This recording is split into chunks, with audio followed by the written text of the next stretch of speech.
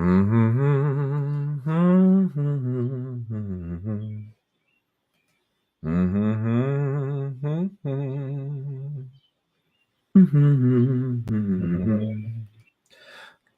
da da da da. And from now on, our troubles will be. Okay, I think we've got everything straightened out now. All right, let's do this thing. Oh, and by the way, you only have 215 shopping days left until Christmas. Ah! I know just what you want to think about almost on Memorial Day. Christmas! Well, you got to find some way to occupy your time or give your brain something else to think about other than what's going on in the world. Hi, howdy, good morning. How you doing out there, everybody in internet land? My name is Brian Trippett. I am your Front Porch Conservative. Welcome, as always, to Front Porch Brunch, a small little live stream dedicated to you, the hardworking man and woman across the United States and around the world who's simply trying to find a way to unwind from the week that they have had, catch up on the news, and still be a well-informed person who is sane. Again, my name is Brian Trippett. I am your Front Porch Conservative. For those of you who may be new to Front Porch Brunch, you've never been here before, let me take a moment and explain the purposes behind this live stream. Let's be honest about it. Not everybody has the opportunity to go out and do everything that they need to do, and that is work, take care of their spouse, their significant other, deal with the kids, go to work however many hours a week you got to work, pay the bills, do everything else, and stay up on what's going on in the world.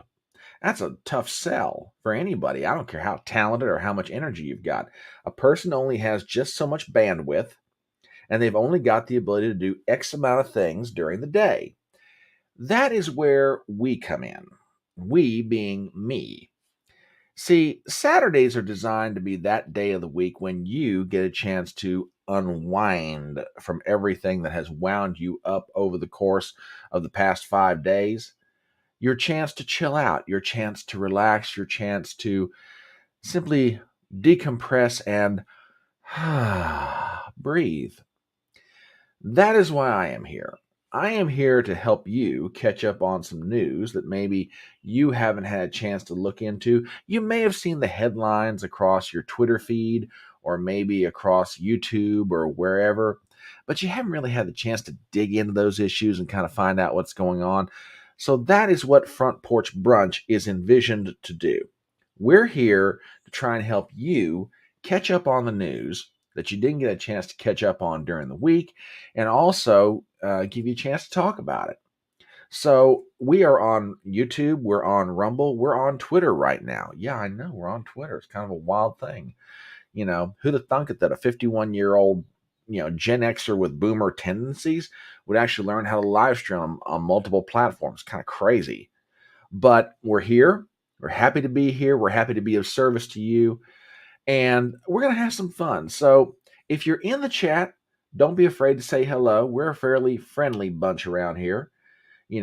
My front porch has very few rules, but I've got just one basic one.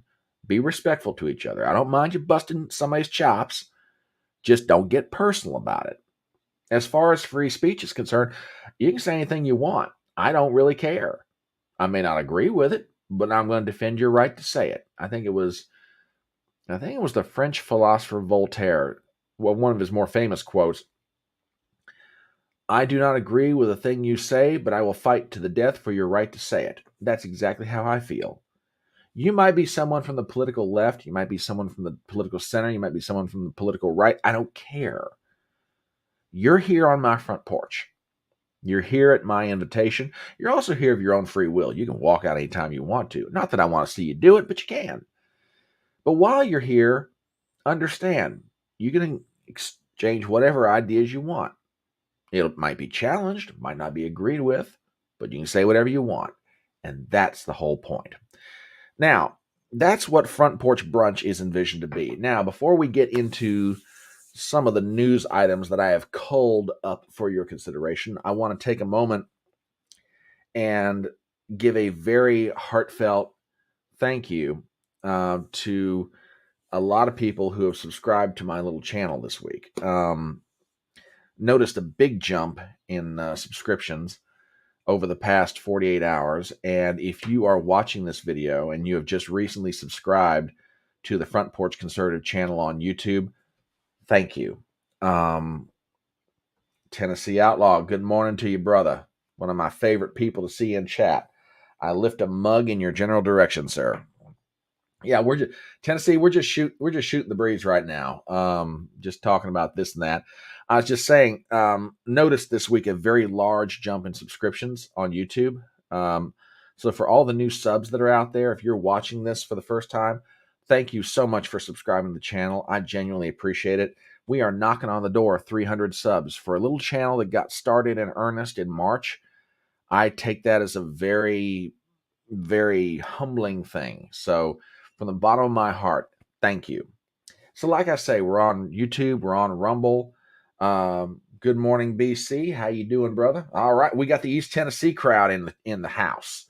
Got them Tennesseans. Loves me some volunteers. Glad to see you. You know, I know y'all been spreading the word, but if you got Twitter this morning, shoot out a tweet to people. Let them know. Tell them to come on in. I don't care if they're from Tennessee or California. I'll even take people from the land of fruits and nuts. Nah, I love my California people. They're all good. They just happen to be under bad political leadership out there. But anyway, we're on YouTube, we're on Twitter, we're on Rumble. And we got Northeast Tennessee. Yes, we do.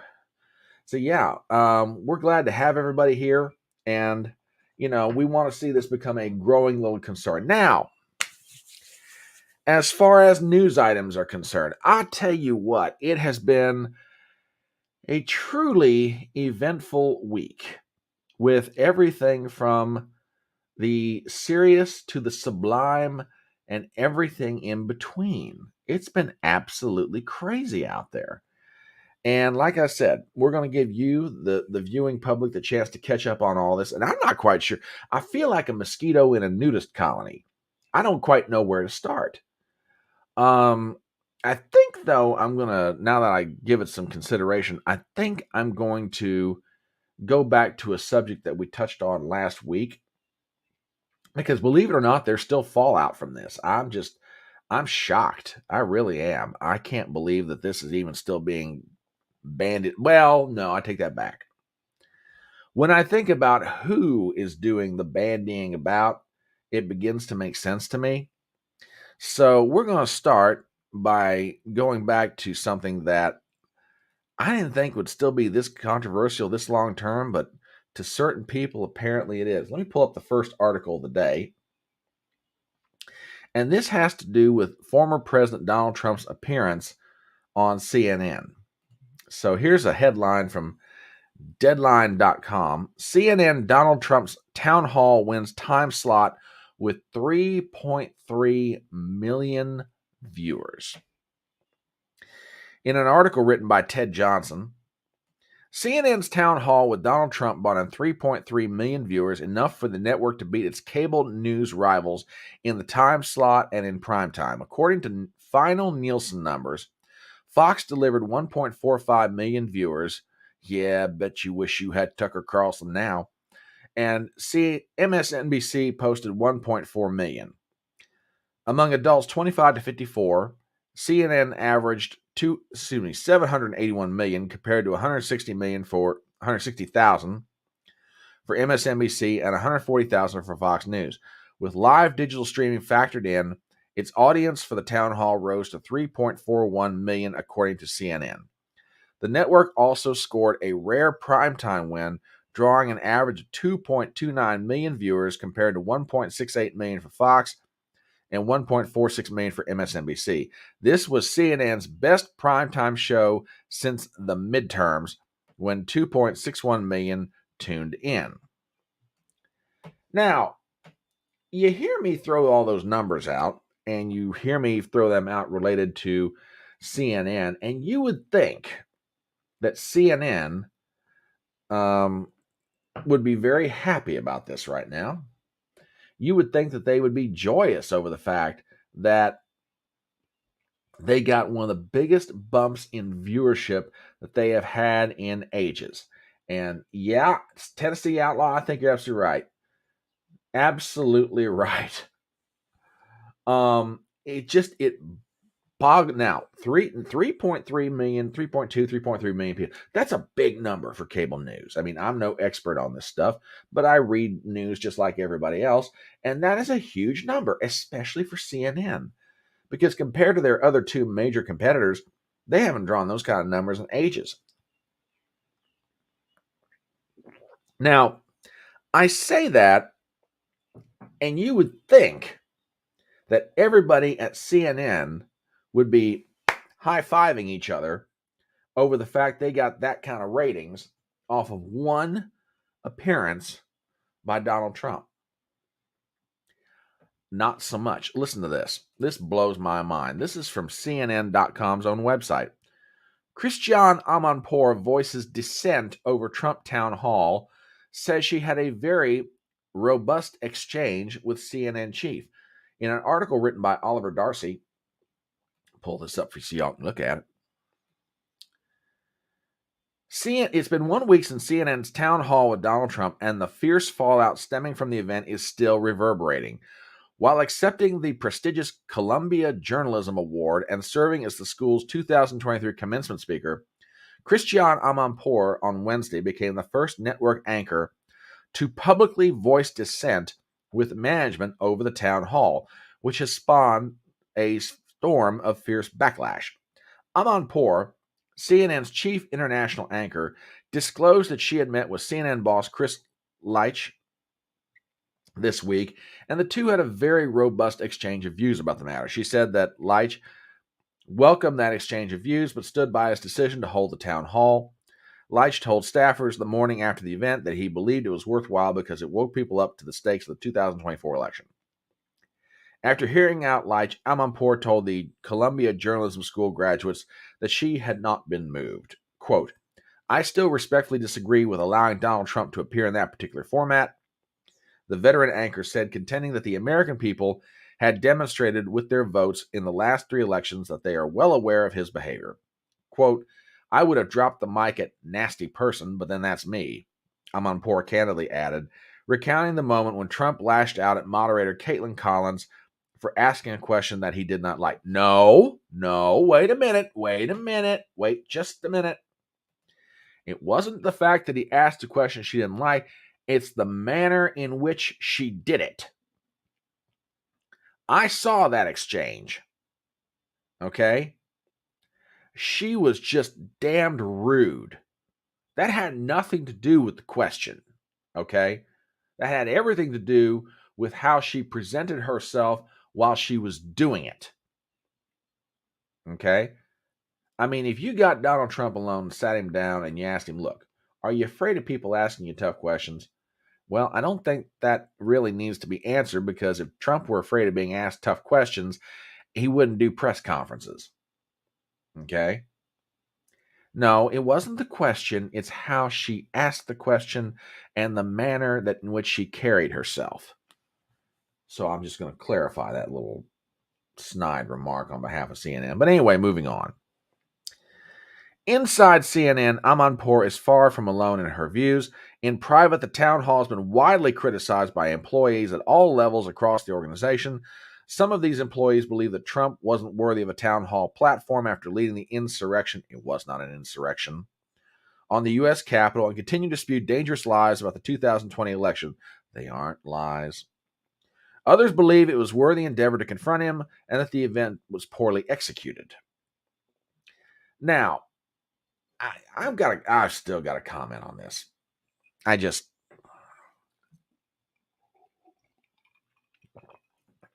Okay. Christiane Amanpour, Anderson Cooper, Jake Tapper, any number of people who call themselves or yourselves journalists at CNN, I got news for you. There are going to be people in life that you interview that you're not going to like, and you still have to put up with them anyway. That's part of the job. I'm not even a journalist, nor am I a journalism professor, and I've got the common sense to know that. But you guys are just so above it all, so arrogant, so condescending that you just can't help yourselves. I mean, really, we shouldn't have given him that platform. Well, just where do you think he ought to be interviewed then? The man is the leading contender for the Republican nomination to run for the presidency. Just what platform would you have given him? Or maybe the better question to ask is, would you have given him a platform at all? Let's explore that for a second. Let's say, for the sake of argument, that you wouldn't have given him a town hall platform. Would you have done an interview with him? Would you have interviewed him at all? Or would you just cover news about him and not try to engage with him directly? See, I'm more or less convinced that if the American journalism press had their way about it, they would ignore Donald Trump altogether. Doesn't matter if he's a former president of the United States or not. Doesn't matter that he was a former and is still a current successful businessman. Doesn't matter any of that. I really do, honest to God, I really do believe that if the press in this country could do it, they would snap their fingers and, they'd pull a Thanos and they'd ignore him. They would never give him oxygen. And I think that's what makes them the most mad about this, is the fact that their boss at CNN, not them, their boss, made the decision to reach out to the Trump campaign, invite him on a town hall. He accepted, and they went ahead with it. They're the gatekeepers, not their corporate leadership. And that may be the biggest rub in. You know what? I think I just had a moment of illumination. Holy cow. And the heavens, the skies parted, the sun shone down, and the poor boy got some sun on his brains. It just hit me. They're not mad at Trump. Well, they are, but that's not the point. They're not so much mad at Trump as they're mad at the fact that their gatekeeping status just got diminished. Like I said, if these people, it doesn't matter if it's CNN, it could be MSNBC, it could be Fox, it could be anywhere else, which, by the way, Fox at this point is fundamentally no different than CNN and MSNBC. They're just a little more conservative than the other two. Not by very much, by the way. Doesn't matter which of the three networks it is, or if it were NPR or the big three television networks, whatever. Their gatekeeping status was diminished. Chris Light, who's the head of CNN, went around them, went to Trump, got the town hall set up, and ran with it. And like I say, you're in the journalism business, folks. There are going to be people you have to talk to you don't like. There are going to be people you talk to you don't agree with. But what gets me in all of this is the fact that you're just so above it all. If you had your way about it, you would never even talk to the man. Well, I don't look. Tennessee Outlaw, I appreciate this. I don't know that we's quite big enough for Donald Trump. Don't get me wrong. Hey, Donald Trump wants to come on here. Hey, I'll gladly have him on. But I mean, a little old channel with a little less than 300 subscribers on YouTube, I don't see him, quite being ready or willing to say, hey, yeah, I'm going to go on the front porch. It's huge. It's huge. It's going to be a beautiful event. It's going to be wonderful, So, yeah, but the thought's wonderful. I'd do it. I'd do it in a heartbeat. Now, lest you think that everybody inside CNN is absolutely cuckoo, there are some people that understand why it is that you have Donald Trump on your network. Yeah, and that's the absolute truth. If ever there was an alpha male, that's Donald Trump. That's totally true. Let me show you one more article about this subject, and this just really, really for me makes it all come together. I said not everybody inside CNN is totally cuckoo. Take a look at this. Warner Brothers Discovery CEO Zaslav backs CNN chief Lich amid anger over Trump town hall. In an article, Warner Brothers Discovery CEO David Zaslav supported CNN CEO Chris Light during an investor conference Thursday as tensions at the network rise over the decision to air a live Donald Trump town hall packed with supporters. Zaslav said Lich is working really hard to improve CNN's brand and image, which I'll agree with. Citing a recent YouGov poll that said that trust in CNN has improved by 11 percentage points in the past year. For context, trust in Republican-leaning Fox News improved by 17, and trust in CNN's MSNBC improved by 16 points in that same period. Trust in CBS, ABC, and NBC all improved by more than CNN as well. Zaslav emphasized CNN's the desire for more balance on the network, citing a common refrain that he wants to ensure CNN isn't an advocacy network. Whoa, hold it. Whoa, wait a minute. Oh, he let the real truth out of the bag.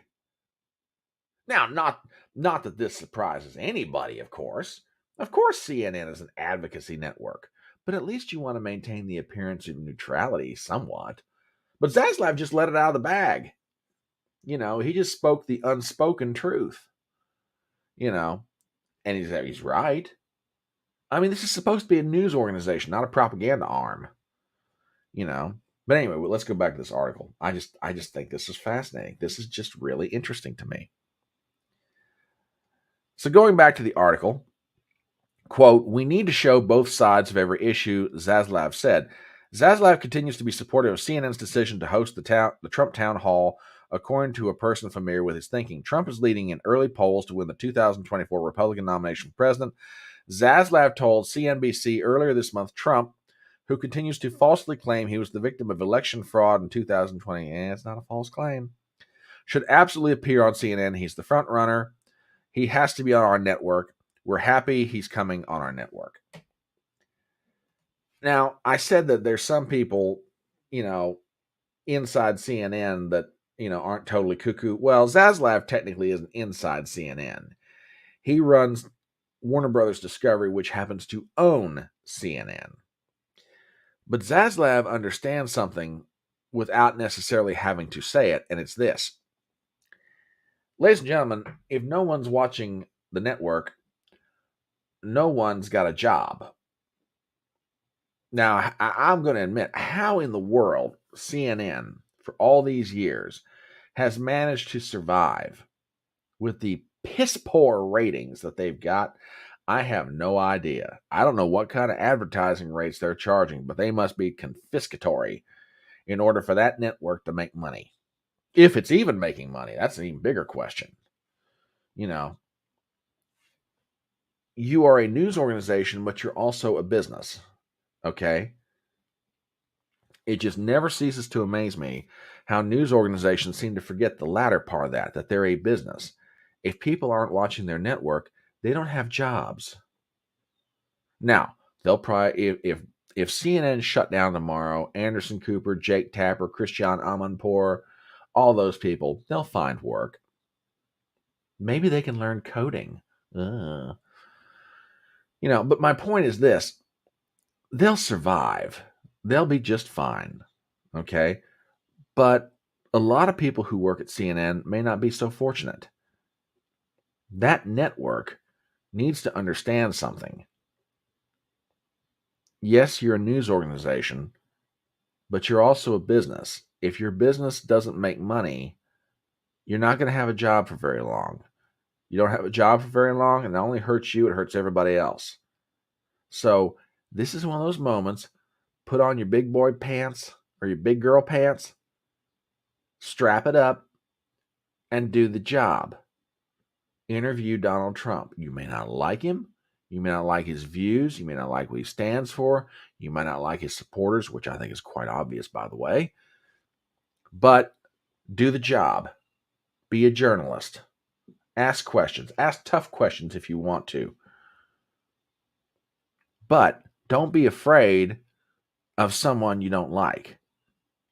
And by the way, get over your pissy selves, the fact that your bosses actually have got more sense than you do. Your gatekeeping authority only extends so far, and this is one of those moments when you guys got outflanked, and that's really what you're mad about. So there. Nah. But yeah, I find the fallout from all this to be just interesting to me. Absolutely interesting. Oh, I agree with that completely. I think people are waking up. I really do. Which, by the way, when we're not, I didn't necessarily tee up anything about this morning, but I'll tell you what, this writer's strike out in Hollywood, I tell you what, well, you know what? Let's just get into this since we sort of swerved into it. This writer's strike out in LA, I think is absolutely fascinating. And I tell you what, this couldn't have come at a better time. There has been, over the past 10, 15 years, but it's become more pronounced and more accelerated since COVID, the rise of the independent content creator. I mean, look at me. I'm a little old, YouTube channel, Rumble channel, got a little thing going on Twitter. I'm just a small little corner of the internet. But I'm willing to come out here, talk about the news, tell you what I think about it, try and do it in a way that hopefully is entertaining and makes you want to come back for more.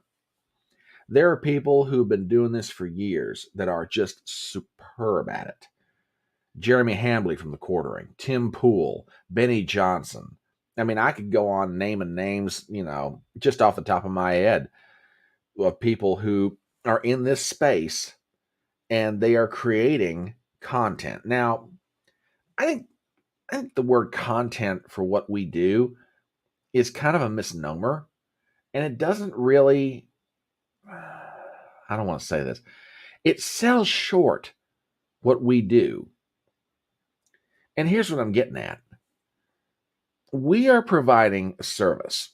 Now, you can make an argument about how well or how badly we do that, but we are providing a service. In my case, I like the news. I talk about the news. I talk about things that interest me. And hopefully I can make them interesting to you as well. But like the guys I just mentioned and many, many others, they're very good at what they do. They're providing news. They're providing views. They're providing their opinions. They're giving people an opportunity and a place to talk about those things. We don't need Hollywood script writers telling us in an earpiece what we ought to be saying or reading it across a teleprompter. Trust me, I've been crazy for years. I can sit down and talk to myself for hours on end. The only difference now is I'm doing it in front of a camera. Okay? But you get my point. We don't need Hollywood script writers to do what we do. We don't need the big production value that Hollywood can bring or the major networks can bring to do what we do here. Give me a microphone, give me a camera, a couple of computer screens, a fairly decent keyboard, and a, hamster-driven computer, which is what that poor little thing over there is doing. And you kind of get my point. I can sit here and talk to you about the news. Tim Pool, Jeremy Hamlin, Benny Johnson, everybody else. We can all sit down and tell you what's going on. Tucker Carlson is about to jump into this space in a big way very soon with his show on Twitter. Matt Walsh, I think, is going to go exclusively to Twitter with some of his stuff, with the Daily Wire. My point is, if ever there was a time for creators, be they people that want to talk about the news, or they want to talk about movies, or they want to create alternative entertainment. Razor Fist, The Critical Drinker, Eric, July, others. Now's the time to do it. Now, do I think that, in however long this writer's strike goes on out in California, that we're going to completely dominate Hollywood and take over the market? No, but it could accelerate it. I mean, I think I've heard Nick Rekieta make this comment on several occasions that if ever, now is the time for the independent content creator to rise, because it's happening. No one trusts major network news. Laying aside, Zaslav's reference to the poll that's come out in YouGov about the fact that people now trust MSNBC and CNN and Fox News and the networks more. No, it's a matter that people tend to forget, how many times they've been lied to until it finally happens to them again. And I think that's what's going on with that poll. Now is the opportunity. Now is the time. If you have a desire to get into this, and I love the way that Eric July puts it, get in where you fit in. Okay. If ever there was a time to do it, it's right now. I'm not saying it's going to be easy. Believe me, I have good days and bad days in what I'm doing here. But man, if you've got the desire to do it, get yourself a little camera, use your iPhone or your Android or whatever. You can do it that way too. Start posting videos. Have some fun with it. Be creative. Speak your mind. Say what's on your heart. Go where your creative impulse takes you. Okay? Now's the time to do it. This is a glorious moment in world history. It's frightening. I'll say that completely. It's absolutely frightening, but it's so worth it. So worth it. So that's just some, random side thoughts, but anyway, let's take a look around. Let's see. I know we've got some people here. It's about, on the East Coast, it's about 11 a.m. I don't know what the weather's like where y'all are at, but this is probably one of my favorite kinds of,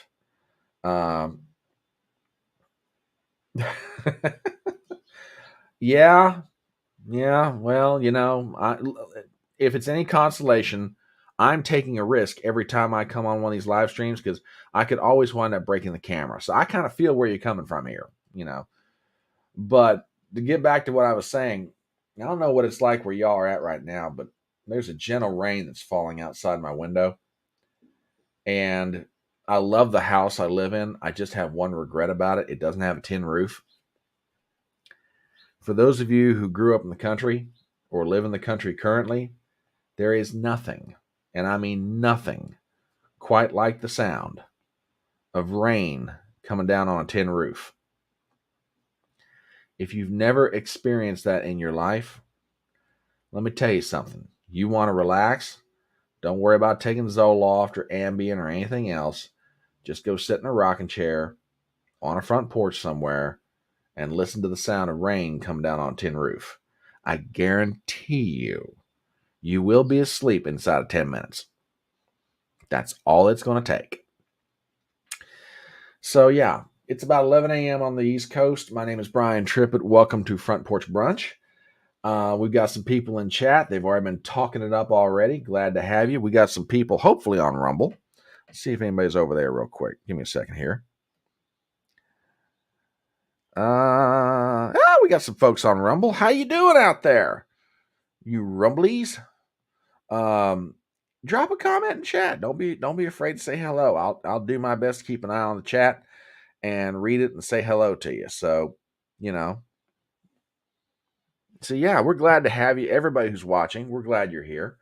And let's get into our next news story. And I think I said when I started this live stream earlier that I kind of felt like a mosquito in a nudist colony. I don't know where to start first. I think what I'm going to do is switch this up just a little bit. And oh, yes, the man, the myth, the legend, Reuben Christopher Haynes is in the house. How you doing, brother? Glad to have you. Anyway, I think we're going to switch this up a little bit. And instead of waiting till the end, I'm going to go straight into dipping out a ladle full of what I call HodgePodge stew.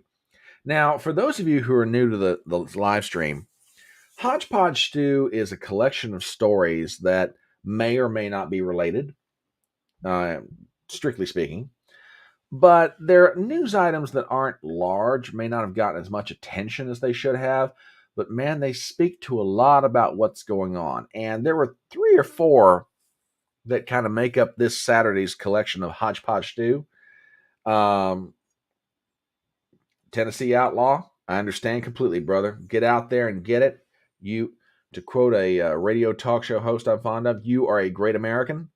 We're glad you stopped by. Go do what you got to do. We'll see you next time around. So, and that's Tennessee Outlaw. Can we give the man a hand? Golf clap. HodgePodge Stew is a collection of stories, related or unrelated, about things that are going on in the world. And this one I kind of find interesting. So, everybody knows about what's been going on with Bud Light. I mean, and I will admit, I have been a bit remiss in not posting some video updates about the demise of an Anheuser-Busch product. Because, I mean, seriously, that thing is going right in the toilet, which you can make an argument Bud Light ought to be poured in a toilet, but you get my meaning. I mean, they're hurting. I mean, they are bleeding over the decision that they made back in March to have that one ad with Dylan Mulvaney in it. They're just, it's awful what's happening to them. But, now I set that up, and I say that you would think that most other corporations would look at the backlash that Bud Light is getting, and they would make sure not to repeat Bud Light's mistake. Well, ladies and gentlemen, the story I'm about to bring you right now is an example, or maybe it's better to say it's proof of the fact that corporate stupidity knows no boundary. A video dropped earlier this week about an ad that Miller Lite is doing. God, this I'm gonna play this in its entirety because this one just kind of blows the mind. Y'all watch this. Here's a little known fact. Women were among the very first to brew beer ever. From Prove that. Mesopotamia to the Middle Ages to colonial America, women were the ones doing the brewing. Centuries later, how did the industry pay homage to the founding mothers of beer? They put us in bikinis. Yes, because it helps sell beer. Wow. Look at this wild. It's time beer made it up to women. So today, Miller Lite is on a mission to clean up not just their but the whole beer industry's Miller Lite has been scouring the internet for all this and buying it back so that they can turn it into good for women brewers. Literally, good How, you ask? Ladies, take it away. First, we turn the bad into compost. Then we feed compost to worms. Push out beautiful fertilizer. That good helps farmers grow quality hops, which is then donated to women brewers to make their own really good But there's definitely more out there. In your attic, in the garage, in your parents' basement. Send any you got into Miller Lite, and they'll turn that into good too. Oh.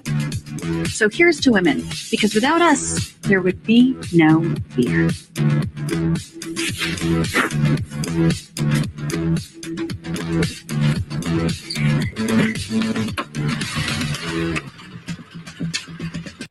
Okay. Oh my God. Jeez. Oh. All right, I'm sorry. I gotta pull myself together here.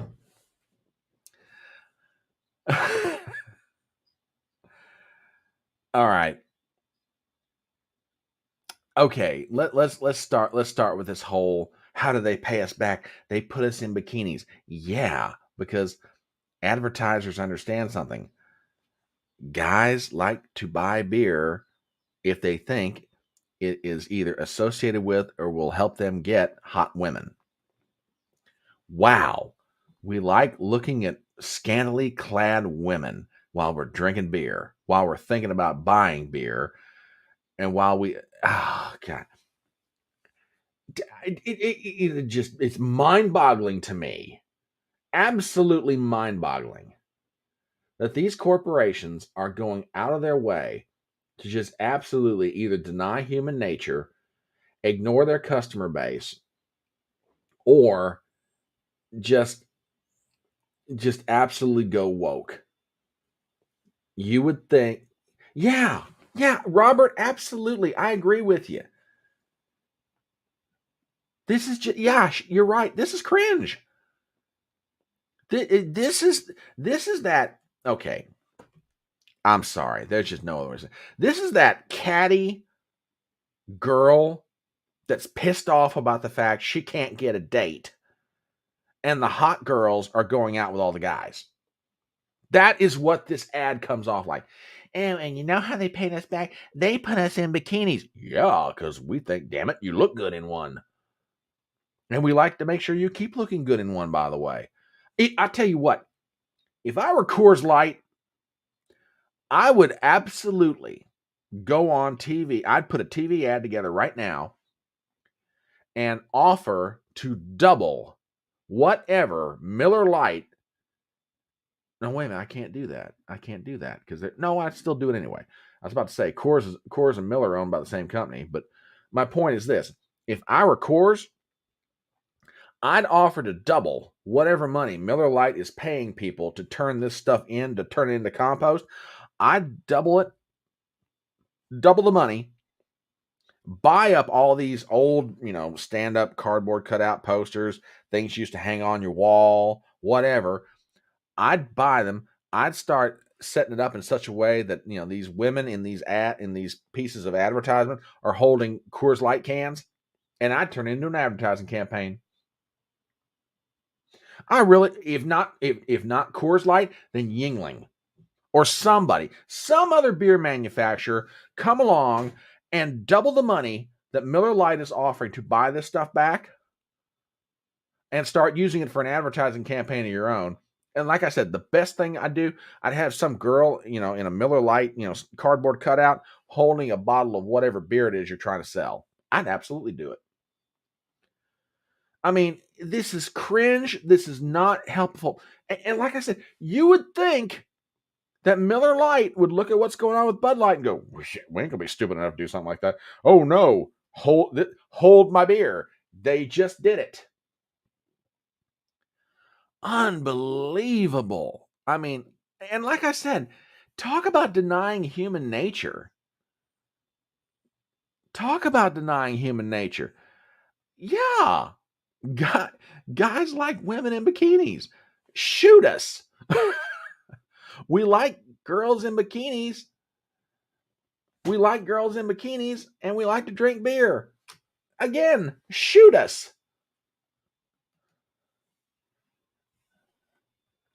You know what? That's a great point. That is what happened to celebrate all women?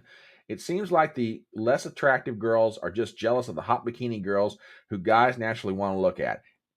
Damn straight. I'm telling you, this is the chick, in the frumpy looking chick, with the hair up in a bun and her hair with glasses on. Nothing against ladies with big glasses. I know two of them and I love them both. This is the frumpy chick that can't get a date on Friday or Saturday night, that's pissed off at the world and is blaming it on the hot girls who are going out with all the guys. That's exactly what this is. It's just cringe. It's just denying human nature. And I can't believe Miller Lite is being this stupid. I mean, I don't know when they shot this commercial, but I tell you what, if they had it in the can and they held it and then this whole Bud Light thing came along, I'd have said, y'all keep it in the can. We ain't about to release this thing. But no, they are that stupid. Just unbelievable. But I tell you what, there is somebody that is saying it even better than I can, and I've got to play his comment on this because this is just too good. Let me find this real fast. I had this queued up. Oh, yeah, here it is. Here it is. The Quartering put this together and put this out on his Twitter feed, and this is from Joe Rogan's podcast. You got to hear this because I tell you what, everything that I'm trying to say it in my own unique way, but man, Joe Rogan puts this together better than anybody. So take a listen to this. Did you see the Miller Lite one today? Yeah, like, does no one learn? Does no one learn? I mean, and they were taking all those ads that we loved from the 80s, and they were just putting them in shredders. Like, that was their campaign today. I saw it this morning. So stupid. Also, there's something wrong with women wearing bikinis. Those women wear bikinis because they look great. They like to look great. They take photos of them looking great. The girls see those photos of them in bikinis. They get excited. Look, I look great. People buy it. Wow, she looks great. It's not bad to look great. They don't learn. No one learns. Well, it's just in general, I think. It's kind of those taking lessons from the past and applying them going forward as wisdom. How about lessons from a week ago? I know. It's not even...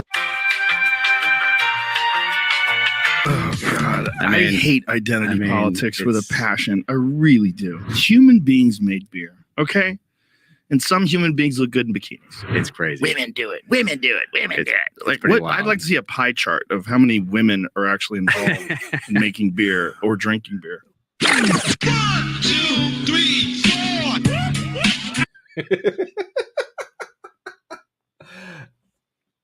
All right. Tell me what he said that's wrong. I mean, seriously. Tell me what he said that's wrong. I can't disagree with any of that. I absolutely cannot disagree with a word of that. You know. But that's where there is Chris Gore. Shout out to Chris Gore, by the way. Veteran of the original G4 network and the proprietor of a website and a YouTube page called Film Threat. He does a lot of work with independent film as far as reviewing it, talking about it. That's his love. That's his passion. He was recently on the Nerdrotic Nooner with Gary Beekler, a.k.a. Nerdrotic. And they were talking about this. And Chris Gore came up with a term that I would love to see go viral on Twitter.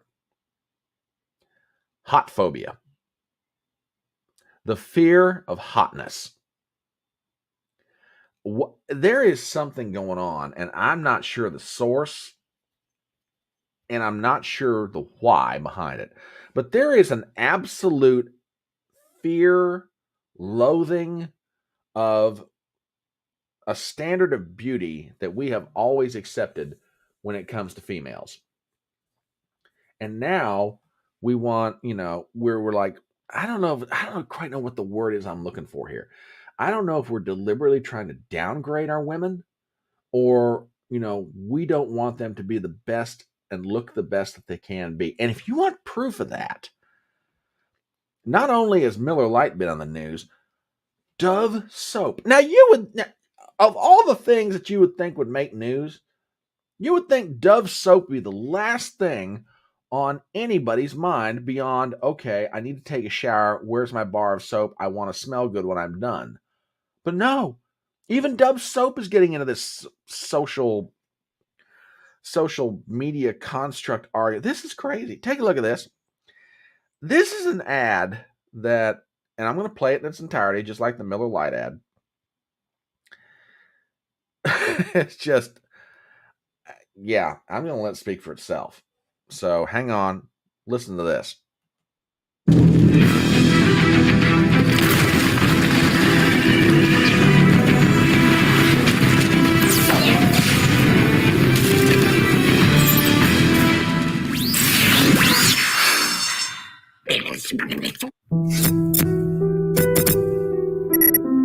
So we have our hot-looking heroine walking back to her dressing room.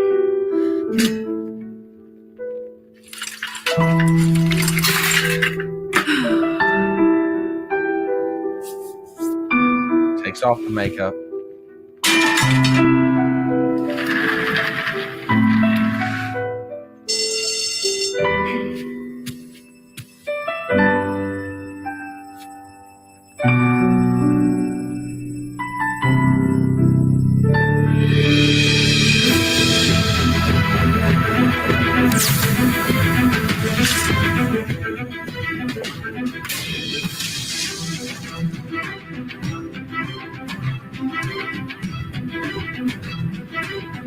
Now, hang on a second. I want to back that up just a second. I'm going to show you that stat again. Give me just a second here.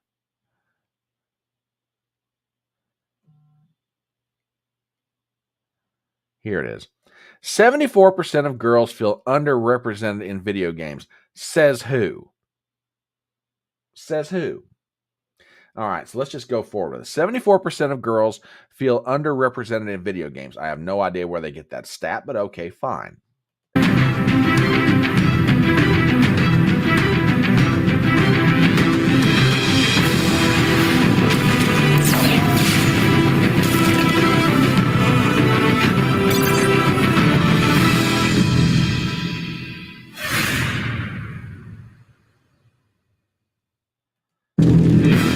Okay.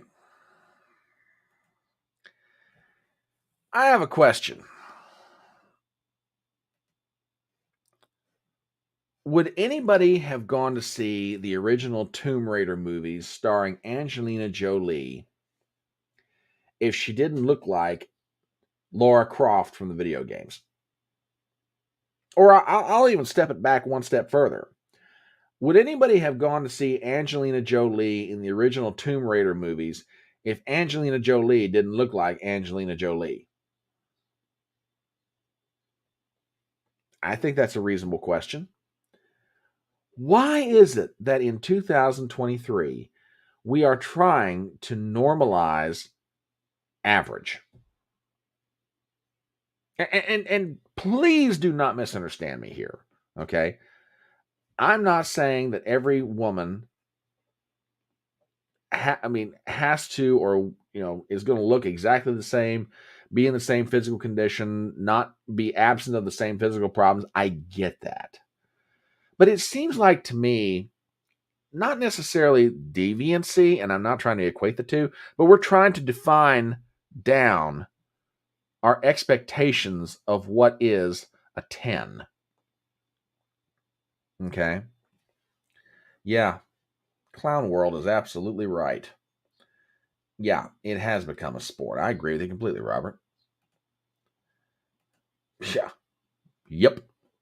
Yeah, you're absolutely right, Ruben. Hell no. No one would have gone to see Angelina Jolie in those Tomb Raider movies if she didn't look like Lara Croft or she didn't look like Angelina Jolie.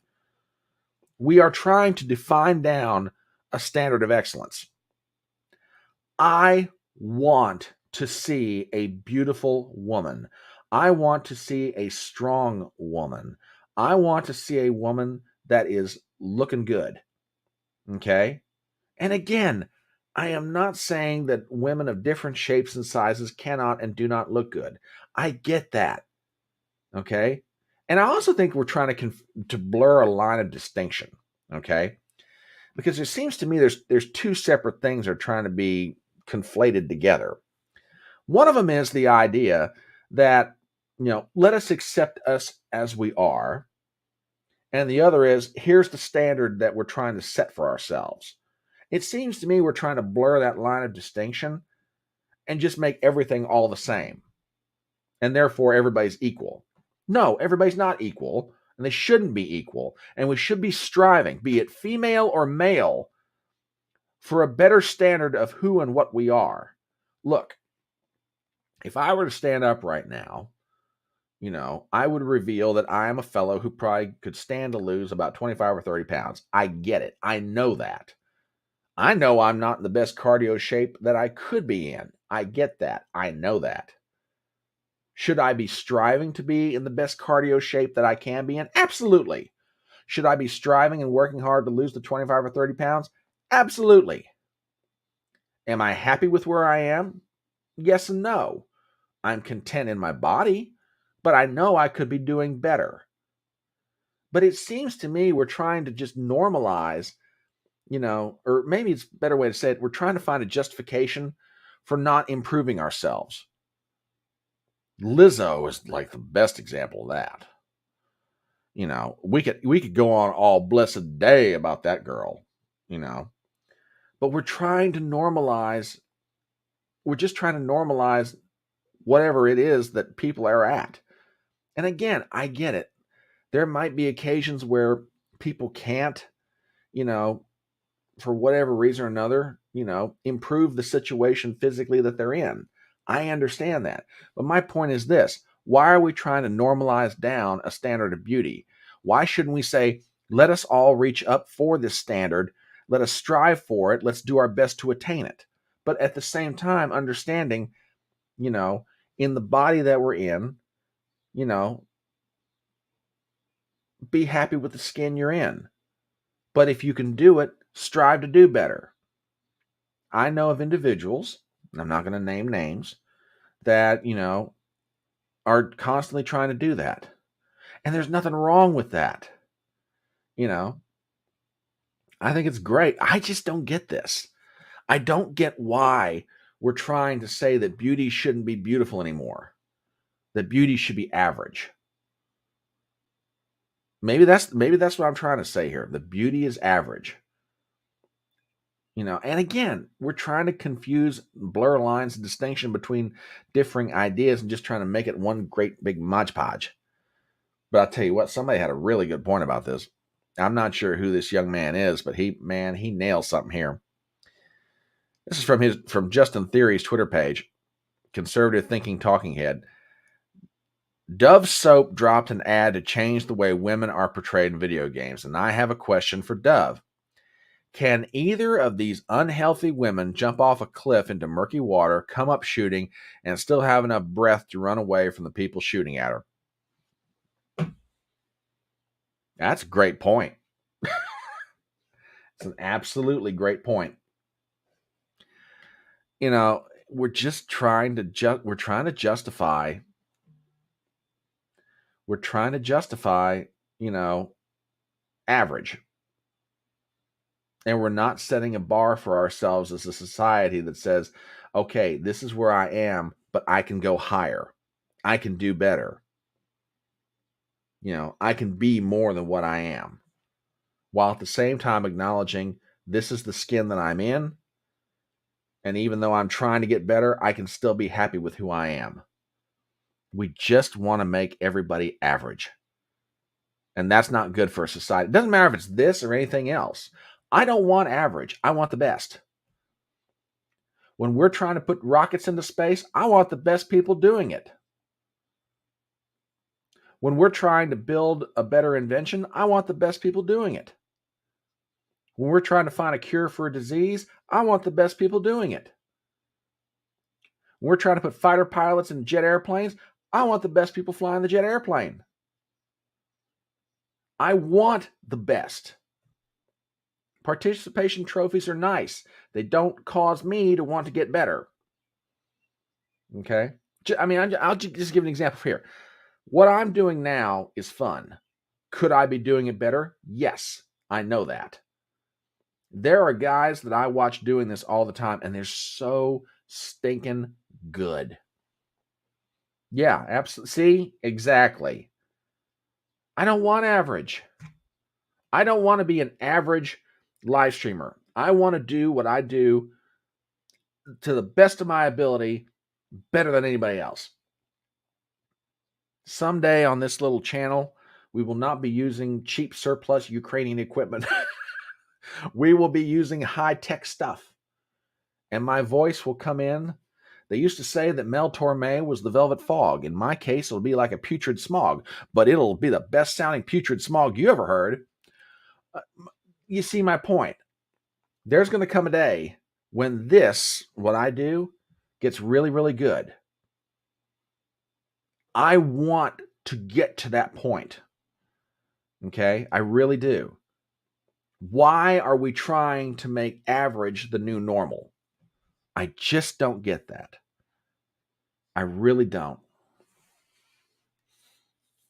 But lest you think Miller Lite and your friends at Dove Soap are making things interesting. No, there's some more HodgePodge stew to be had here, folks.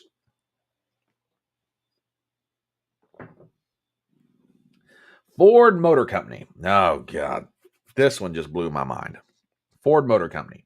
Now, my dad, when I was growing up, my dad drove Fords almost exclusively to the day he died. the one pickup truck of his that I remember was a Ford F-150. It was powder blue, had twin fuel tanks on it. Dad had that truck for years. Loved it. Okay. You know, I'd make an argument. I mean, I drive Fords. I've driven one other car in my life that was not a Ford. Okay. And probably going to my grave, if I have my way about it, I'll be driving a Ford. Now, some of y'all might say that, you know, I'll be found on the road dead just like my car, but, you know, all right, lay your jokes aside. But I'm a Ford man, okay? Well, Ford has found a new and interesting way to try and sell their trucks in Europe. Check this out. Now, and I'll tell you the story that's related to this.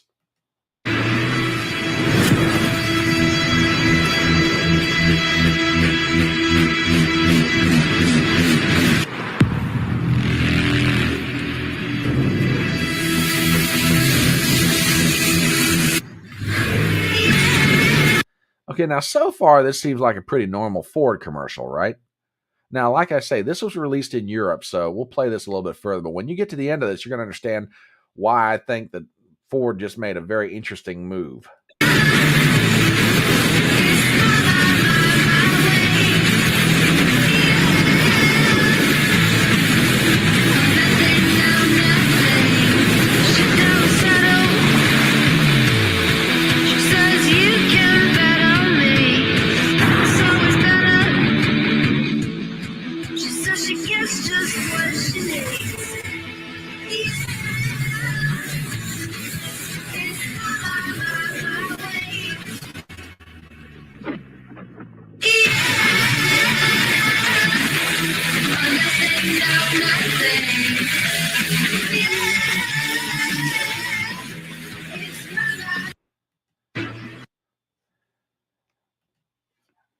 No, folks, you did not. You saw that correctly.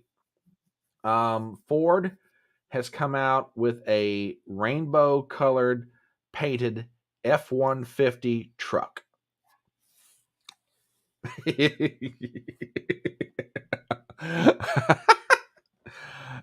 Just when you think Clown World can't get any more crazy, now Ford is getting in on the whole Pride Month thing. I saw that and I was like, you've got to be kidding me. I mean, Bud Light doing what they're doing. Miller Lite following suit with their own. Yeah, exactly, Robert. Exactly. When gay, just as a gay. I mean, yeah. If my dad were alive and he saw this, I wouldn't want to be a fly to light down anywhere near my dad. Just unbelievable. But let's get to the story that kind of explains all this. This is from, let me find the article real quick. Here it is. It's from the National Pulse. Check this out. Pull this up. Here we go. Ford's ludicrous, very gay Raptor ad in an article by Jake Welch. Ford is the latest brand to cause a backlash online by embracing LGBT plus issues. The company released a campaign through Ford Europe that sees a Ford Raptor decorated in LGBT rainbow colors and gold sparkles. Oh, I forgot about the gold sparkles. Oh my God, how could I forget the sparkles? Speeding past its competition with very gay Raptor written on the windscreen. According to Ford, the idea originated as a response to one online comment. Well, that's a cool car, but that blue color is very gay.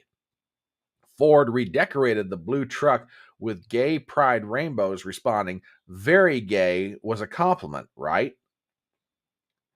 The campaign, called Redefining Tough, was released in line with the company's latest mission statement. Quote, Ford's pride mission is to foster an inclusive and supportive atmosphere within Ford for LGBT plus persons. Okay, I got to restrain myself here, and I'm going to get to my comment. The automotive company also released a Pride version of the Ford Bronco with full wrap in the progressive Pride colors and gold glitter. Heads turn and phones click as it drives down the street, the advertisement states. Ford's Pride objective is with Driving Dash is to highlight Ford Motor Company's inclusive commitment to the LGBTQ plus. Why do they keep adding letters? Why don't they just say the alphabet community? You may as well, because now it's LGBTQ plus A, B, C, D, E, F. Anyway, and a little fun along the way. A little fun? Okay. Oh, God. I want to go back to something. Ford's Pride mission is to foster an inclusive and supportive atmosphere within Ford for LGBT plus persons. No, your job is to sell trucks. Your job is to sell trucks. Yeah, Leah, good point. Bet you it is electric. They wouldn't stick a nozzle down the gate. Well, no, there's a joke there. I'm going to avoid it. I'm going to try and keep this family friendly. Your job is to sell a truck. You don't need to worry about being inclusive and supportive. If you make a product that is just that good, everybody's going to want to buy it. Doesn't matter if you're gay, doesn't matter if you're straight, doesn't matter if you're a man, doesn't matter if you're a woman, doesn't matter if you're black, doesn't matter if you're white. Everybody's going to want to buy Ford. To hell with this inclusive and supportive crap. I am sick and tired of this. Why don't you just make a product that everybody wants to buy? The rest of it will take care of itself. Yeah, Robert, I've said that I have the smartest audience on the internet, and you caught the joke. You know exactly where I'm going. We'll just leave it right there. But I mean, what? Why? Why do you have to do this? Why do you feel the need? Oh, we've got to show people that we're inclusive. No, you show people you're inclusive by making something that everybody wants. That's how you're inclusive. You offer the product to everybody. You let everybody have the chance to be a part of what you are creating. I stand by it, and I go back to Martin Luther King Jr.'s I Have a Dream speech. I have a dream that someday my children will be judged by the content of their character and not the color of their skin. Doesn't matter if it's Ford, doesn't matter if it's Miller Lite, doesn't matter if it's Bud Light, doesn't matter what the product is. Make something that everybody wants, and the inclusivity problem that you think you have goes away. I am sick and damn tired of this. Oh my God. I could just scream. This is nothing more than virtue signaling. Oh, we want to show the gays that we like them too. What, do you think gay people don't buy trucks? I mean, how? And here's something for you folks at Ford to consider. Okay? How insulting are you being to the gay and lesbian community that you have to paint a truck a bunch of colors that you think they want to see on a Ford? I'll ask that question again. Just how insulting are you being to the gay and lesbian community by supposedly painting a truck up in a manner that they supposedly want to see it look like? What, you think a gay or straight person just doesn't want to buy a blue-colored Ford truck? Or a red? Or red? Or yellow? Or white? Or black? I mean, honestly, how condescendingly insulting are you being right now? Oh, we've got to show the gays that we love them. You show the gays you love them by making a product that is safe, affordable, and is of good quality that they will want to buy it. And I guarantee you they will. You don't need to virtue signal to be a successful corporation. Well, this is for our employees. We want them to feel inclusive. You can't do that you've got to go do this? Really? You don't think that, offering a workplace that pays them a good wage and gives them good benefits and allows them the opportunity to put food on their table for their family? You don't think that, gay and lesbians don't care about these values as well? Why do you constantly feel the need to prove to the world that you are something? Why don't you just be the thing you're trying to prove to the world that you want to be? Just be a car manufacturer. If you've got personal feelings about social issues, fine. As an individual working for that corporation, do what you want to on your own time.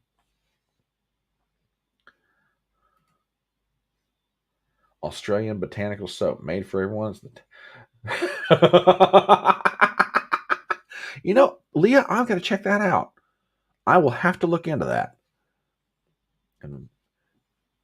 Yeah.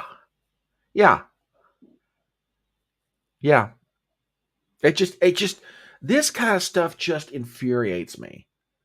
Every day I watch this and it just boggles the mind. It really does. You don't need to virtue signal to be a successful company. Just make a good product that everybody wants. Like I said, doesn't matter if you're gay or straight, white or black, man or woman, doesn't matter. Just make something that's of good quality, tell people that it's good quality, and let the rest take care of itself. Just boggles the mind. Oh, what time is it? I've been a bit remiss. Oh, Leanne, I'm sorry. You left a comment over on Rumble, and I am remiss in reading it. I apologize for that. Let me see if I can put this up on screen. As a creative director for an international soap company, I'm speechless. We have to do the body positive message on social media, but I refuse to put people out who look bad. I just use text. Leanne, assuming you're the same Leanne that I'm talking about, that's on YouTube right now, yeah, absolutely. Creative director for an international soap company. Okay. So okay. Leanne Payne, are you the same Leanne 1971 on Rumble? Just asking. If you don't want to answer that, yeah, okay, cool. All right. Just want to make sure. Okay. Yeah, sorry that I didn't catch your comment in Rumble earlier because I've got it on a back screen over here. So my bad. I'll find a way to get that better next time around. Thank you, ma'am. Appreciate that. One last story in HodgePodge Stew, and this one, as if your blood may not be boiling already. And again, I'm not trying to raise your blood pressure. As I've said, the whole purpose behind Front Porch Brunch is to give you, the viewer, the chance to catch up on some news that maybe you didn't get a chance to see when you're out there busting it for 40, 50, 60, or 70 hours this week. Okay. But as if things weren't interesting or bad enough, depending on how you look at it, Target has decided to get into the mix. Here's a story from the Epoch Times. Let me pull this up real fast. Customers call for Bud Light treatment of Target over transgender line of children's clothes. You read that correctly.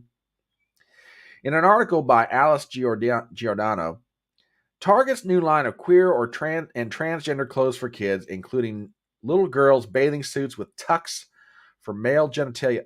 Jesus, I cannot even believe we're reading this in a news article. That, excuse me, mind-boggling. Has incited a backlash akin to the Bud Light fallout. The blowback is specific to the retail giant's recent release of an LGBT line of clothing and accessories a few weeks ahead of Pride Month. To market the line, Target is running images on its website of young, effeminate-looking boys modeling little girls' rainbow-colored sports bras and singlets, something that has especially outraged parents like Lori Clark.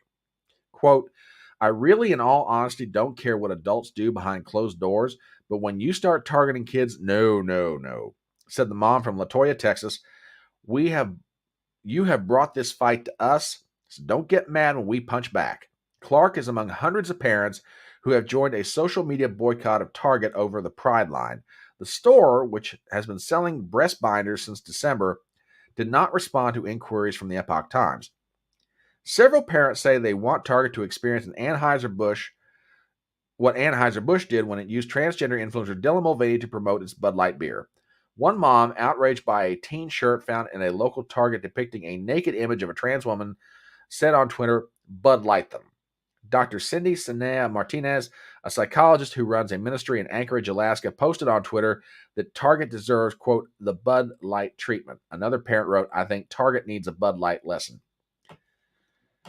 Oh my gosh. You know, that parent quoted originally in the article, Miss Clark, said it best. What you do behind closed doors is your own business.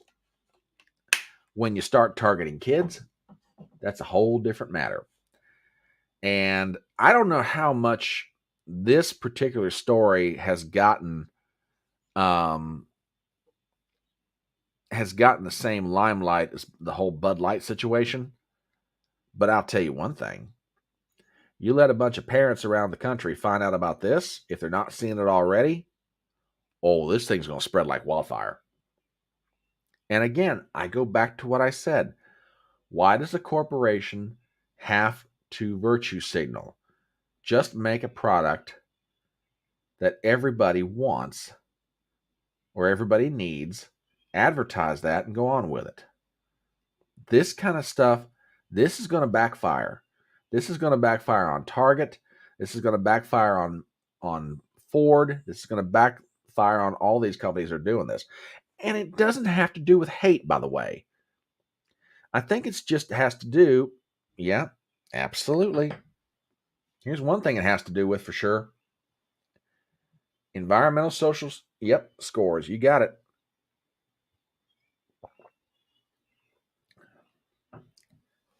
It just boggles my mind. It really does. Just amazing to me. And why are we sexualizing kids? Why can't we just let kids be kids? I saw recently, and if you didn't get a chance to see it, I recommend it to you. Viva Fry had an interview with Blair White.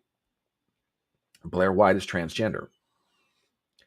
And Blair White is against targeting kids in the whole area of hormone replacement therapy, puberty blockers, etc.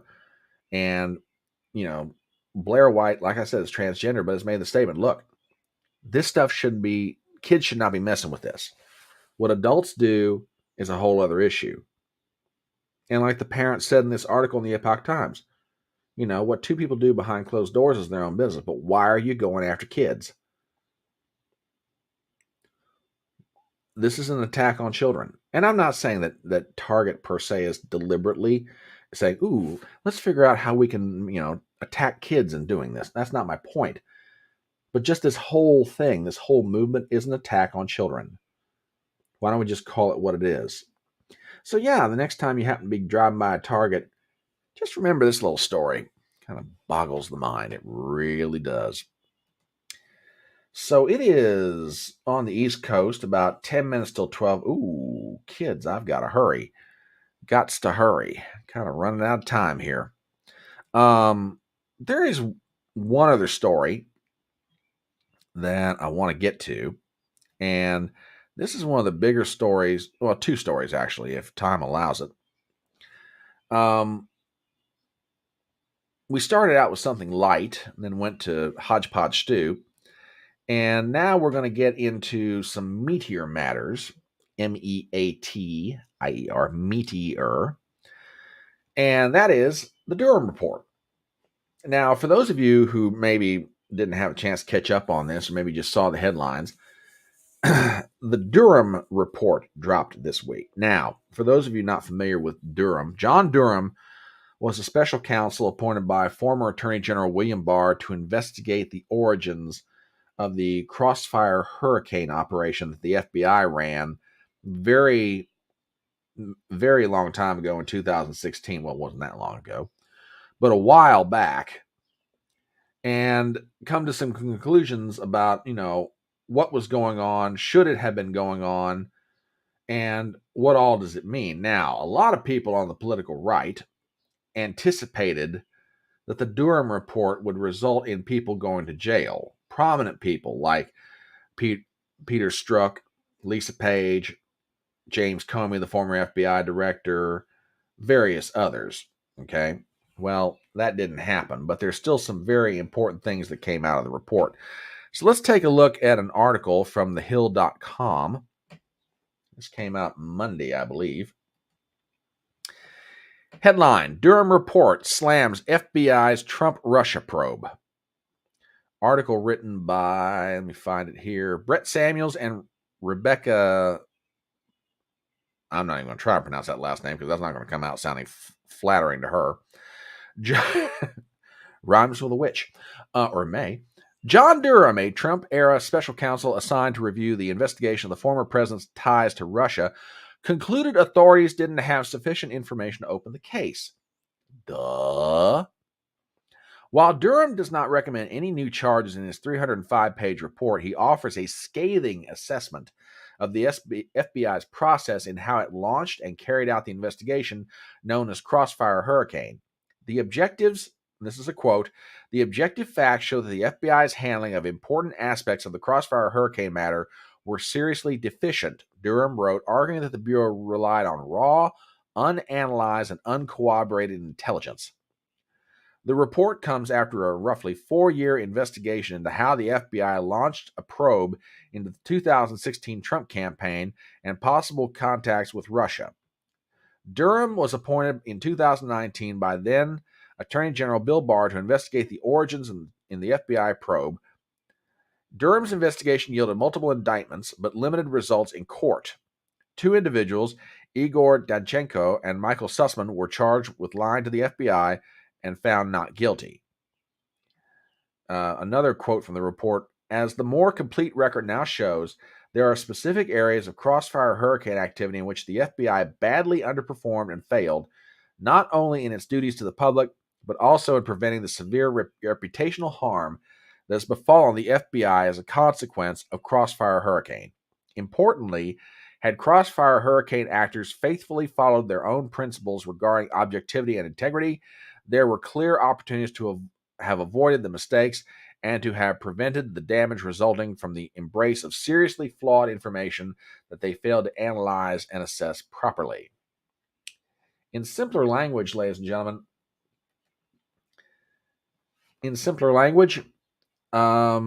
they basically relied on a report that was full of crap. They wrote a report based on crap. Now, the report dropped on Monday. The reaction to it has been pretty good on all sides and kind of partisan, as you might expect. Let me show you some things. This is from Michael Goodwin, probably one of my favorite writers of the New York Post outside of Miranda Devine. If you're not reading Michael Goodwin's column, you need to. He's one of those old heads that I love to read his stuff. Not just because it's well written, because Goodwin has been around long enough to be able to give perspective that is wizened with time. Headline: the deep state stabbed Donald Trump in the back during the 2016 election. I'm not going to read the whole article, but there's one part of this that's absolutely pertinent. You don't have to read all the special counsel John Durham's report to get to the heart of the matter. On the 3rd page of the executive summary, he writes, quote, the speed and manner in which the FBI opened and investigated Crossfire Hurricane during the presidential election season based on raw, unanalyzed, and uncorroborated intelligence also reflected a noticeable departure from how it approached prior matters involving possible attempted foreign election interference plans aimed at the Clinton campaign. There you have it. The final verdict on the 2016 election: a corrupt FBI tried to rig the outcome by favoring one candidate over the other. And Michael Goodwin is not the only person who has this opinion. And really, that's what they did.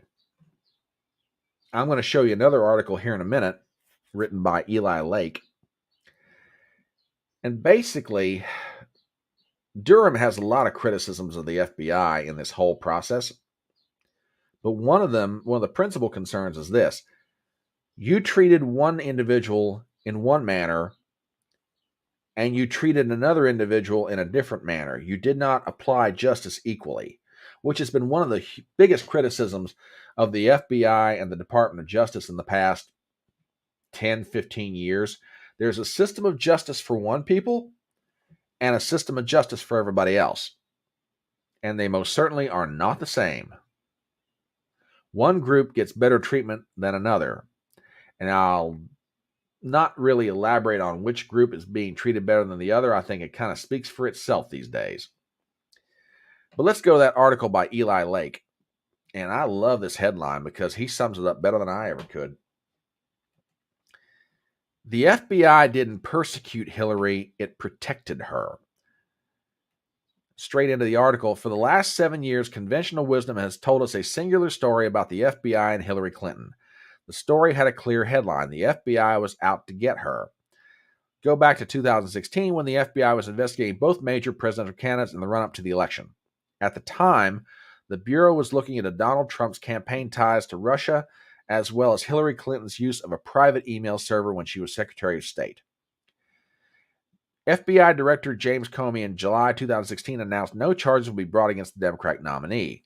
11 days before the election, however, he said that in light of new information having surfaced, the Clinton investigation had been reopened, and finally, on November 6, 2 days before the election, Comey announced the matter was closed again. To this day, Democrats remain convinced Comey's second-to-last announcement, which we can all agree was ham-handed, cast a pall over the campaign, tipping the scales in favor of the Republican nominee.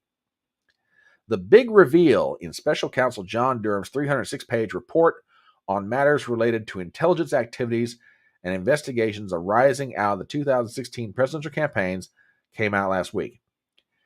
If the Durham report shows anything, it's that FBI leadership bent over backwards to protect the Clinton campaign while launching a full investigation into the Trump campaign on the thinnest of pretexts. In other words, the FBI was not really the Clintons' campaign persecutor as much as it is its protector. And Eli Lake goes on to show specific examples of how the FBI handled the Clinton campaign versus what they did with the Trump campaign. One of them is just amazing to me, and I could go back in the article, but there was a foreign national who was giving a large amount of money to the Clinton campaign. Well, the FBI, apparently because either they were following this person or tracking or whatever, but they agreed to give the Clinton campaign a defensive briefing. In other words, hey, be aware this is going on. What did the FBI do with the Trump campaign? Oh, based on bad intelligence, they launched a full-on investigation with complete power to subpoena records, tap phones, do whatever. Justice for thee, justice for me. You begin to see what I'm getting at? There are other opinions about what went on and what happened. Here's one from Margot Cleveland of the Federalist. Don't miss the most damning Durham finding. In her story, or I should say her article, Monday's special counsel report detailed extensive evidence of the Department of Justice and the FBI's misconduct concerning the launch and handling of the Crossfire Hurricane investigation, and equally overwhelming proof of partisan motives and double standards.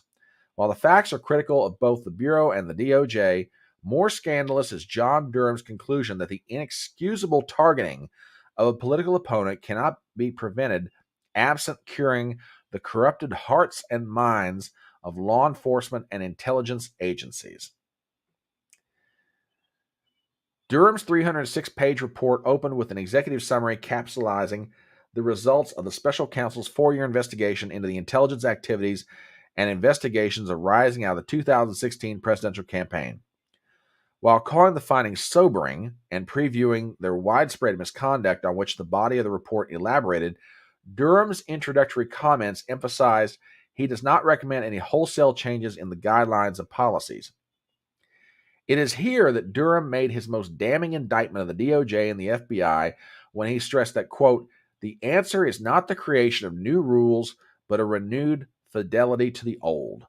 Ultimately, he continued, justice, quote, comes down to the integrity of the people who take an oath to follow the guidelines, and the promulgation of additional rules and regulations to be learned in yet more training sessions would likely prove to be fruitless exercise if the FBI's guiding principles of fidelity, bravery, and integrity are not ingrained in the hearts and minds of those sworn to meet the FBI's mission of protecting the American people and upholding the Constitution of the United States. Ladies and gentlemen, Durham's report does a lot of different things, and I'm not disputing any of it. But there is one thing that Margot Cleveland brings up in this column of hers that I think really needs to be stressed. And for the record, I agree with Durham's statement. You don't need more rules and more regulations. Okay? That's not going to solve your problem. You've got a bunch of people at the Department of Justice and the FBI who are not adhering to the principles already on the books. They're not playing by the rules already on the books. Well, maybe it's better to say they're following the rules. They're most certainly not applying them equally. And I think the Durham report, if it does nothing else, it gives justification to what a lot of people have been saying ought to happen now for years. There needs to be a serious reformation at the FBI and the Department of Justice. I'll take it one step further. Short of getting rid of the crime lab that the FBI has, as far as the FBI as an investigative body, I say sunset it. Just get rid of it.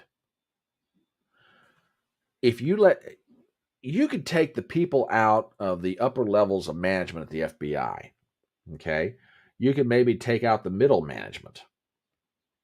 That's not going to change anything. The culture at the FBI that exists now has been in place for years. How many different instances over the past, let's just go back 35 years, have the FBI been involved in that call into question whether or not they're really looking out for the best interests of the American people or whether they're looking out for the best interests of their own organization? Now, that's a horrible thing to say, and I agree with you. It's a terrible question to be terrible thing to be saying, but I think it's legit.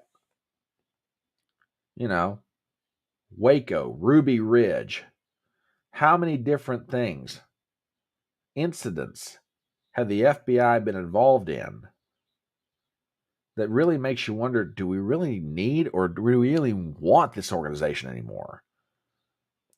When a SWAT team of FBI agents show up before the crack of dawn at a man's house, wake him up in the middle of the night to arrest him, a man who's in his 70s, poses no physical threat, he's not a flight risk, and then you've got TV cameras waiting to record the whole thing, that's a bit of a problem. And if you're wondering who I'm referring to, I'm talking about Roger Stone. That's exactly what they did to him. They had a SWAT team down there to arrest that man in full tactical gear before sunrise. And for what? Because he supposedly gave incorrect, incomplete statements to Congress? This is what you charged him with? And he's so dangerous that you had to send a complete tactical squad of the FBI down there to have him arrested when he would have otherwise surrendered on his own and scared his poor wife to death? Does this make any sense to anybody? And that's just one example. There's stuff that they've been doing like this for years. So I think John Durham is absolutely right. Putting on new rules and new regulations does not solve your problem. You've got a people problem inside the FBI. Yeah. Yeah, it's another good example. Another really good example. Yeah, and that's exactly who I'm talking about. They had CNN there to record the whole thing. Folks, the problems of the FBI and the DOJ are not going to be solved with new rules and new regulations or maybe no. It's high time we have a very serious discussion about sunsetting this organization. Now, there's certain aspects of what the FBI does, okay, I'm okay with. Their crime division labs, their fingerprinting, that sort of thing. All right, I understand that. That makes sense to me. A law enforcement agency past that, we don't need them. There is no reason why state and local authorities cannot acquire the tools to do the job of trying to keep people safe. It's time to disband the FBI. And as far as the Justice Department is concerned, now there's an institution that needs a good old-fashioned house cleaning. If there is a change of presidents in 2024, it is my hope that whoever it is doesn't tiddlywink around with this. They need to go in and clean house. And there is a reason for that. And I want to get this is the one article that I really want to get to related to this Durham report. Because man, I found this one. I was like, yeah, there's a real good reason why we ought to clean house in this situation. Take a look at this. This is written by Christian Parenti. For those of you who are not familiar with him, he's a professor at New York University, City College. Durham report should outrage the left. Now, if you're not familiar with Parenti's writing, he is a lefty. You know, he's written for years now, but he is of the political left. And he makes a fabulous point toward the end of this article, and it's this. Let me find it again real fast. Here we go. As a man of the left, I appreciate Trump's chaotic, anti-imperialist foreign policy and have explained as much in these pages. I don't agree with most of his economic, environmental, or immigration policies. Regardless, none of that makes me support FBI election tampering. Leftists should remember that Strzok and Page expressed just as much antipathy for Sanders as they reserve for Trump. If election subversion against Trump is tolerated, it will be practiced against left-wing candidates as well. Election interference by intelligence agencies threatens the end of democracy. It must not be tolerated. Yet much of the left is lost to Trump derangement syndrome and can't see this. Leftists criticize the Democrats at dinner parties and feel themselves to be in opposition, but in reality, they practice total fealty to the Democrats for fear that every new election could be the last. Most of the left has some commitment to democratic procedure, a more equitable distribution of wealth, and a more pacific foreign policy. Yet as soon as Trump is paraded out, progressives run to the imagined shelter of the Democratic Party that then proceeds to betray them. With each election cycle of Trump derangement syndrome, the left becomes more disoriented. For example, Representative Alexandria Ocasio-Cortez on MSNBC, addressing Trump's recent CNN town hall, didn't attack the former president as an ultra-rich tax dodger with a record of ripping off workers. Instead, she went after the platforming of atrocious disinformation based on a series of extremely irresponsible decisions that put sexual abuse victims at risk. Deep is the trouble in what Trump has called our poor, poor country. And I want to go back to that one paragraph. As a man of the left, I appreciate Trump's chaotic anti-foreign imperialist policy. If election subversion against Trump is tolerated, it will be practiced against left-wing candidates.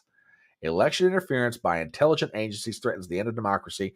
It must not be tolerated. Ladies and gentlemen, if you need a justification for why the FBI ought to be taken down, there you go. I'm on the political right. Parenti's on the left. We're both coming to the same conclusion, although we may be saying it differently. This kind of stuff can't be tolerated. He's absolutely right. If they can do this to Trump, what stops the FBI from doing it to someone else? Let's just say Bernie Sanders for the sake of argument. If Bernie ever got his party's nomination to run for president, assuming you couldn't bribe him out of it. Or not even Bernie, RFK Jr. What stops the deep state using the FBI to investigate RFK Jr. if he became the Democratic nominee for president? There's only one way to stop this. If the FBI is left in as an institution, you can change out the personnel. The culture is already in place. There's only one way to stop this from ever happening again. Just take down the FBI. And I'm not talking about doing it violently. Let me be very clear here, okay? That's not my point. But this agency of the federal government needs to be sunsetted as soon as possible, because this has got to stop. There's no way this continue to go on. You cannot have two systems of justice in this country, one for the elites in power and then one for everybody else. You can't have two systems of justice that treat two different presidential candidates in two different ways. This is not healthy for a democracy or a constitutional republic, which is technically what we are. When people lose confidence in the system of justice as established, you have a credibility problem as a government. And I don't even want to begin to give the idea where that goes, because that's just going to be horrible. Horrible for the country. Absolutely horrible. Okay, we've got a few minutes left. It's about 12:15. And I want to get to one last thing. And I called it in the intro, I called it Whistleblower Blues. For those of you who may not have had a chance to watch the hearings this week, this will be our last story of the day. There were 4 whistleblowers that testified in front of the House Representatives about activities against them personally for simply speaking out about what they felt were things being done wrong inside the FBI. So here's a headline for you from the Gateway Pundit. Dirty FBI revokes security clearance of whistleblowers before congressional testimony. Reading a little bit further into this article, the House Weaponization Committee held a hearing Thursday on Capitol Hill. 3 government whistleblowers from the FBI testified before Congress on Thursday. On Wednesday, the day before, now listen to this, FBI Director Christopher Wray revoked the security clearance of the 3 agents who espoused questioned the aggressive tactics of the FBI in targeting Trump supporters, conservatives, and pro-life Americans, according to the letter the FBI sent to the subcommittee. FBI agents Marcus Allen, Garrett O'Boyle, and Steve Friend had already been suspended for questioning the agency's handling of the January 6th case and stating their beliefs that the FBI has been weaponized. In other words, they simply want to testify before Congress that there's something wrong, and that is what was done to them. Their security clearance gets pulled. I want to play a little bit the tail end of Garrett O'Boyle's comments, and this is kind of amazing to me. So I want to let this speak for itself. Listen to this. All of the hardships you've gone through. If one of your really good friends, your former colleagues, came to you and said, I have this thing that is being covered up, and I think the American people need to know about it, what advice would you give them? I would tell them first to pray about it, long and hard. And I would tell them I could take it to Congress for them, or I could put them in touch with Congress, but I would advise them not to do it. So you would legitimately try to protect one of your colleagues from doing what you have done? Absolutely. And how do you think that solves being able to shine light on corruption, weaponization, any kind of misconduct that exists with the American people? It doesn't solve it. But the FBI will crush you. This government will crush you and your family if you try to expose the truth about things that they are doing that are wrong. And we are all examples of that. I can't think of a more sobering way to end a hearing. I yield back. The FBI will crush you. The FBI will. I know that people may watch this live stream. They think, oh man, Front Porch, you're being kind of extreme about this whole thing about sunsetting the FBI. When people inside the FBI are telling you that if one of their colleagues came to them and said, man, I got something I need to talk to somebody about, I think I ought to seek whistleblower protection. Should I do this? And his colleague is saying, don't do it. And the reason he's telling him that is not because he doesn't want to see justice done. He recognizes the fact that the FBI's, the authorities above him, his superiors, will try and do harm to him. That's just awful. This is an agency that is designed to protect the American people. That's its purported mission. To preserve, protect, defend the Constitution and the people of the United States. And it's gotten so bad inside the FBI that even their own employees recognize, man, do not go forward as a whistleblower. Don't do it, because this is what's going to happen to you. Just, it breaks the heart. It truly does. Yeah. Yeah. Exactly. The sad part about it is these folks who work for the FBI, and I'm not saying there aren't good people that work inside the FBI. I'm not talking about necessarily field agents like the ones that testified before Congress. But man, it's just kind of heartbreaking what's happening. So yeah, I think there needs to be a very, very serious discussion about what needs to be done with that organization. And I don't mean playing around at the edges. I mean, let's just get right down to it. Do you want to keep this thing or not? And I really think politicians ought to be put on the record for this. Not for the sake of just trying to grill them. That's not my point. Although I think politicians ought to absolutely be made to account for their positions. I think where they stand on sunsetting the FBI is going to say a whole lot about their stand on freedom. I really do. Really do. Anyway, it's about 12:20 here on the East Coast, so let's start wrapping this thing up. As always, I want to thank everybody on Rumble, on YouTube, for stopping by Front Porch Brunch. We'll be back next Saturday morning, 10:30 a.m. Eastern, God willing. If anything happens that I'm not able to do it, I'll let you know. As always, thank you for being here. I love all you guys. As I said at the very beginning of the live stream, for folks who have, in the past few days, subscribed to my channel on YouTube, bless you. Thank you. For everybody who tweets and retweets videos that I post, it is always appreciated. It doesn't matter how big this channel gets. I will always do my best to remember that I don't do this alone. And y'all are my biggest help. I can't do this alone. I really cannot. So everybody who's out there tweeting my articles, retweeting, videos, who stops by the Front Porch, we're glad to have you.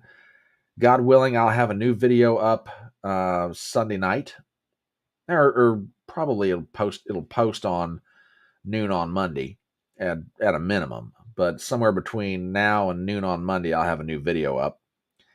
I think next week's going to be very interesting as far as news. Supposedly, the governor of Florida is going to declare for the presidency, finally. So what all that means, who knows? But the video Sunday is kind of related to that, so I'll tease you with that much. So again, thank you for subscribing to my channel, be it on YouTube or on Rumble. Thank you for all the tweets, retweets of videos. Thank you for stopping by this morning. You guys have been awesome. Thank you so much for the interaction. I love every one of you. So wherever you are, go out and touch grass. Find some people, tell them you love them, Go hang out with your family members. Enjoy your life. And remember the words of that great American philosopher, Tom T. Hall, when he said, "It's faster horses, younger lovers, older whiskey, and more money." Thanks a lot, folks. We'll see you.